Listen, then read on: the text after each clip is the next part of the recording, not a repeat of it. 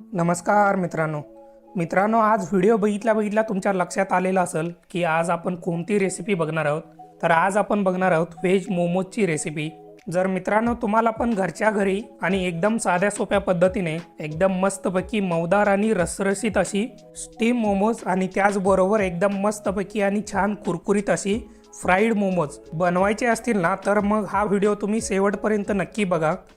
चला तर मग मित्रांनो, बोलण्यामध्ये जास्तीचा वेळ न घालवता फटाफट रेसिपीला स्टार्ट करूया. हो, पण त्याच्या आधी चॅनलला सबस्क्राईब करा, लाईक करा आणि कमेंट करायला विसरू नका. तर मित्रांनो, सगळ्यात आधी एका ताटामध्ये 4 वाटी मैद्याचं पीठ घेतो. एकदम चांगल्या क्वालिटीचं पीठ घ्यायचं आपल्याला. ही दुसरी वाटी, ही तिसरी वाटी, आता ही शेवटची म्हणजे चौथी वाटी. टोटल 4 वाटी मैद्याचं पीठ घेतलेलं आहे.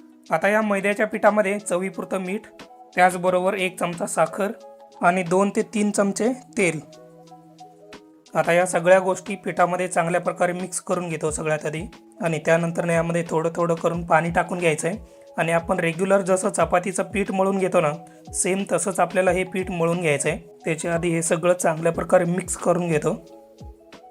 तर हे बघा मित्रांनो, अशा पद्धतीने मी चांगल्या प्रकारे हे तेल जे आहे ना पिठामध्ये मिक्स करून घेतलेलं आहे. चांगलं एकजीव झालेलं आहे. आता यामध्ये थोडं थोडं करून पाणी टाकून घेतो. तर हे बघा मित्रांनो, अशा पद्धतीने थोडं थोडं करून पाणी टाकून घ्यायचं आहे. आणि जसं आपण रेग्युलर चपातीचं पीठ मळून घेतो ना, सेम तसंच एकदम मऊदार असं पीठ आपल्याला हे मळून घ्यायचं आहे.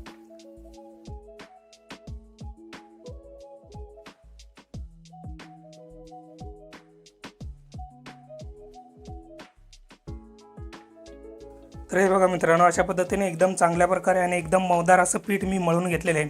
पीठ चांगल्या प्रकारे मळून झाल्यानंतर ना, एक 10 मिनिटासाठी याला मुरण्यासाठी ठेवून द्यायचं आहे. तर मित्रांनो, आता मोमोजमधलं जे फिलिंग असतं ना, ते आपल्याला तयार करून घ्यायचं आहे. त्यासाठी मी कढई चांगलं गरम करून घेणार आहे. गॅस जो आहे ना मोठा ठेवायचा. मोठ्या गॅसवरती कढई चांगली तापून घ्यायची. एकदा का कढई चांगल्या प्रकारे तापली ना, आता यामध्ये 3 ते 4 चमचे तेल टाकून घ्यायचं आहे. आता एकदा का तेल कडकडीत असं गरम झालं ना, आता यामध्ये बारीक कट केलेला लसूण टाकून घ्यायचा 2 चमचे. त्याचबरोबर बारीक कट केलेला आलं टाकून घ्यायचं आहे 2 चमचे. आलं आणि लसूण तेलामध्ये चांगल्या प्रकारे परतून घ्यायचं आहे अर्ध्या मिनिटासाठी.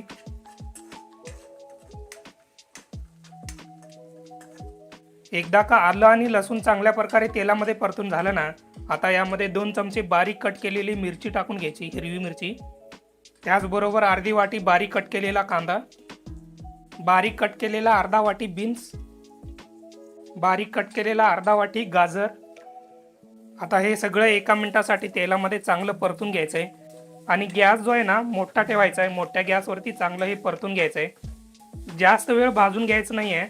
जास्त वेळ भाजून घेतल्यानं भाज्या ज्या असतात ना, जास्त मऊ पडून जातात. भाज्यांमध्ये क्रंचीनेस असायला पाहिजे. त्यामुळे मोठ्या गॅसवरती अर्ध्या मिनिटासाठी किंवा 1 मिनिटासाठी चांगलं परतून घ्यायचं आहे. आता यामध्ये बारीक कट केलेला 2 वाटी कोबी, पहिली वाटी टाकून झालेली, आता दुसरी वाटी. आता कोबीला पण 2 ते 3 मिनिटासाठी मोठ्या गॅसवरती चांगलं परतून घ्यायचं आहे. भाज्यांना चांगल्या प्रकारे 2 ते 3 मिनिटासाठी परतून झालं ना, आता यामध्ये टाकून घ्यायचं आहे चवीपुरतं मीठ, 2 चमचा व्हिनेगर, 2 चमचा सोया सॉस. आता हे सगळं टाकून झाल्यानंतर चांगल्या प्रकारे मिक्स करून घ्यायचं आहे. आता आपण यामध्ये मीठ टाकल्यामुळे ना, यामध्ये पाणी सुटण्याची शक्यता असते. त्यासाठी यामध्ये ना अगदी थोडंसं म्हणजे 2 ते 3 चमचे किंवा 4 चमचे जास्तीत जास्त कॉर्नफ्लॉवरचं पाणी जे असतं ना, ते यामध्ये टाकून घ्यायचं, म्हणजे चांगलं घट्ट होऊन जातं. आता मी यामध्ये 2 चमचे कॉर्नफ्लॉवरचं पाणी आहे, हे पाणी यामध्ये मी टाकून घेतो. मगाशी सांगितल्याप्रमाणे यामधलं जे पाण्याचं प्रमाण असतं ना, ते कमी करण्यासाठी यामध्ये कॉर्नफ्लॉवरचं पाणी टाकावं लागतं. अगदी 2 ते 3 चमचे यामध्ये टाकून घ्यायचं, चांगल्या प्रकारे मिक्स करून घ्यायचं. तर मित्रांनो, तुम्ही इथं बघू शकताय चांगलं घट्ट असं झालेलं आहे. आणि पाण्याचं पण प्रमाण यामध्ये काहीच नाही आहे बघा, सगळं कमी झालेलं आहे पाणी. तर मित्रांनो, आता मोमोज तयार करायला घेऊयात. त्यासाठी मी मीडियम साईजचा गोळा घेतलेला आहे, पिठाचा गोळा. सगळ्यात आधी मी याचं चपाती, नॉर्मल चपाती जशी असते ना तशी लाटून घेणार आहे. त्यानंतर ना वाटीनं कट करून घेणार आहे, म्हणजे थोडासा आकार जो असतो ना तो गोलाकार यावा म्हणून. एक पोळपाटावरती ठेवून घेतो आणि वरून थोडंसं मैद्याचं पीठ लावून घेतो.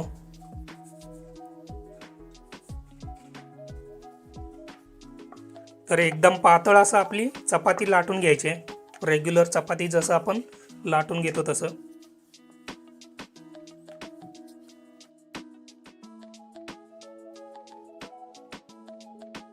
तर हे बघा मित्रांनो, एकदम पातळ अशी आपली चपाती लाटून झालेली आहे. तर इथं बघू शकता. आता मी वाटीनं कट करून घेतो.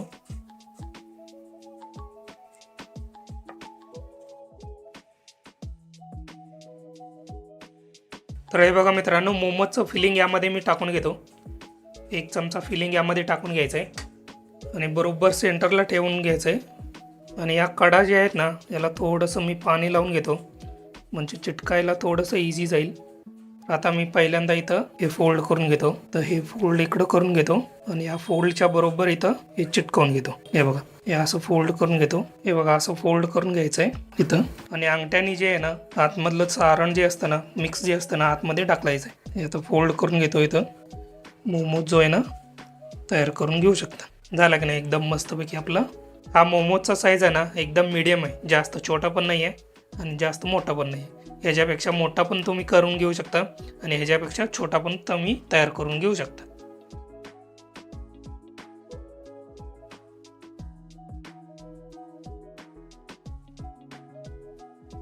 आता मी मोमोज स्टीम करून घेणार आहे. त्यासाठी मी पाणी टाकून घेतो कढईमध्ये आणि पाण्याला चांगली उकळी आणून द्यायची आहे. आणि त्याचबरोबर मित्रांनो, यामध्ये लिंबाचा तुकडा टाकून घेतो पाण्यामध्ये, त्यामुळे कढईला काळे डाग नाही पडणार खालून. तर हे बघा मित्रांनो, 2 मिनिट झालेले आहेत. पाण्याला चांगली उकळी यायला चालू झालेले आहे.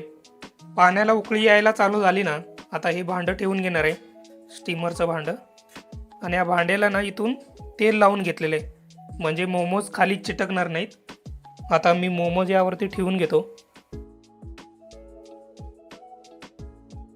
आता यावरती झाकण लावून घेतो आणि 15 ते 20 मिनिटासाठी किंवा 10 मिनिटासाठी चांगल्या प्रकारे स्टीम करून घेतो. तर मित्रांनो, 10 मिनिट झालेले आहेत मोमोज स्टीम करायला ठेवून. तर इथं बघू शकताय, एकदम मस्तपैकी आपले मोमोज रेडी झालेले आहेत स्टीम होऊन. आता मी गॅस बंद करून घेतो आणि हे मोमोज जे आहेत ना, थोडेसे थंड करून घेतो, म्हणजे थंड झाल्यानंतर ना ते काढायला थोडेसे इझी जातात.